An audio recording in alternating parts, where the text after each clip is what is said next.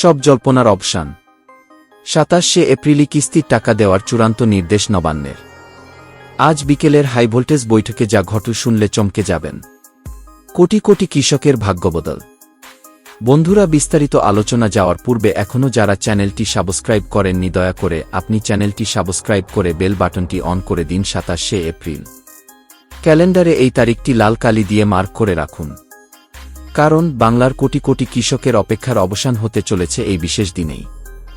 আপনারা অনেকেই ভাবছিলেন নির্বাচনের ডামাডোলে কি আটকে যাবে কৃষক বন্ধুর টাকা, কিন্তু আজ নবান্নে মুখ্যমন্ত্রী যে তুরুপের তাসটি খেললেন তাতে পুরো সমীকরণ বদলে গিয়েছে। আজ বিকেল 4টের সময় নবান্নের 14 তলায় আয়োজিত সেই রুদ্ধদ্বার বৈঠকে কি আলোচনা হল, কেন আধিকারিকদের ঘাম ছুটে গেল মুখ্যমন্ত্রীর করা নির্দেশে, আর কেনই বা 24 তারিখের ভোটের পরপরই 27 তারিখকেই বেছে নেওয়া হলো টাকা দেওয়ার জন্য। আজকের এই স্পেশাল রিপোর্টে আমরা পড়তে ফাঁস করব নবান্নের সেই গোপন ফাইল। যারা টাকা পাবেন না বলে দুশ্চিন্তায় ছিলেন তাদের জন্য আজকের এই ভিডিওটি হতে চলেছে জীবনের সবথেকে বড় লাইফলাইন। 1 সেকেন্ডও স্কিপ করবেন না, কারণ প্রতি মিনিটে রয়েছে নতুন মোড়। আজ নবান্নের বৈঠকে মুখ্যমন্ত্রী মমতা বন্দ্যোপাধ্যায় যখন প্রবেশ করেন তখন তার হাতে ছিল একটি তালিকা, যেখানে দেখা গিয়েছে লক্ষ লক্ষ কৃষকের তথ্য এখনও আপডেটেড নয়। মুখ্যমন্ত্রী স্পষ্ট ভাষায় জানিয়েছেন, আমি কোনো অজুহাত শুনব না। কৃষক আমার অন্নদাতা, তাদের প্রাপ্য টাকা যেন সঠিক সময়েই পৌঁছায়। এই বৈঠকের ভেতরে থাকা নির্ভরযোগ্য সূত্র মারফত আমরা জানতে পারছি যে মুখ্যমন্ত্রী 27শে এপ্রিল তারিখটি নিয়ে চূড়ান্ত সিলমোহর দিয়েছেন। কেন 27 তারিখ? কারণ 23 এবং 24 তারিখে নির্বাচন শেষ হওয়ার ঠিক 48 ঘণ্টার মধ্যেই সরকার কৃষকদের বুঝিয়ে দিতে চায় যে রাজনীতি যাই হোক না কেন, উন্নয়নের কাজ থামবে না। আধিকারিকদের নির্দেশ দেওয়া হয়েছে 24 তারিখ ভোট মিটলেই 25 ও 26 তারিখ দিনরাত এক করে সার্ভারের কাজ শেষ করতে হবে, যাতে 27 তারিখ সকাল 10টা বাজার সাথে সাথেই কয়েক লক্ষ কৃষকের ফোনে টুং করে মেসেজ চলে আসে, your bank account is credited with রস 5000 ডিভিশন 2000। নবান্নের এই নির্দেশের পরেই কিন্তু ব্লক লেভেলে এবং কৃষি দপ্তরে ব্যাপক চাঞ্চল্য তৈরি হয়েছে।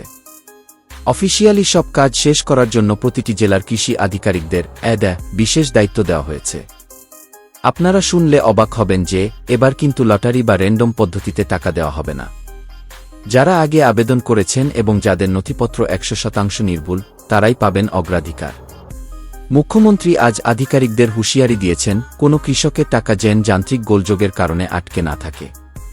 আধিকারিকরা এখন সেই সকল কৃষকদের তালিকা আলাদা করছেন যাদের আধার সিডিং সফল হয়েছে।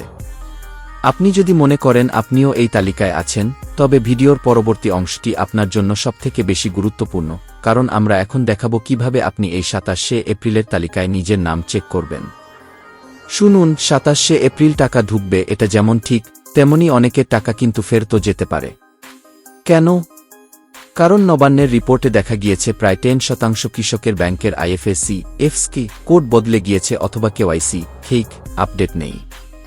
আপনারা যদি মনে করেন আপনি সব ঠিক করেছেন, তবে একবার পোর্টালে গিয়ে নিজের স্ট্যাটাস দেখুন। সেখানে যদি অ্যাপ্রুভড লেখা থাকে কিন্তু ট্রান্স্যাকশন সাকসেসফুল এর জায়গায় ফাঁকা থাকে, তবে বুঝবেন আপনার জন্য 27 তারিখটি মাহেন্দ্রক্ষণ।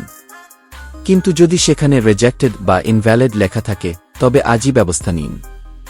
মুখ্যমন্ত্রী আজ বৈঠকে আধিকারিকদের নির্দেশ দিয়েছেন 27 তারিখের আগেই যেন ব্লক লেভেলে ক্যাম্প করে এই ছোটখাটো ত্রুটিগুলো শুধরে নেওয়া হয়। তাই হাতে সময় খুব কম। এই খরিফ মৌসুমে টাকার পরিমাণেও কি কোনো চমক থাকছে?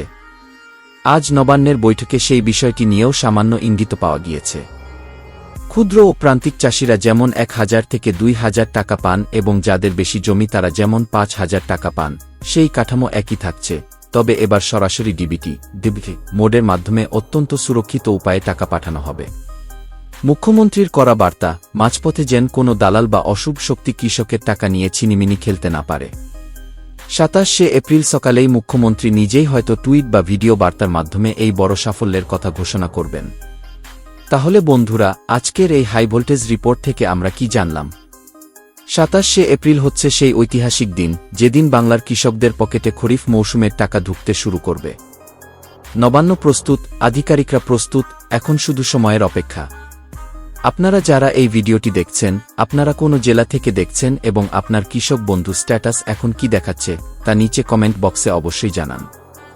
আপনাদের যদি কোনো সমস্যা থাকে আমি ব্যক্তিগতভাবে প্রতিটি কমেন্ট পড়ে আপনাদের সমাধানের রাস্তা বলে দেব।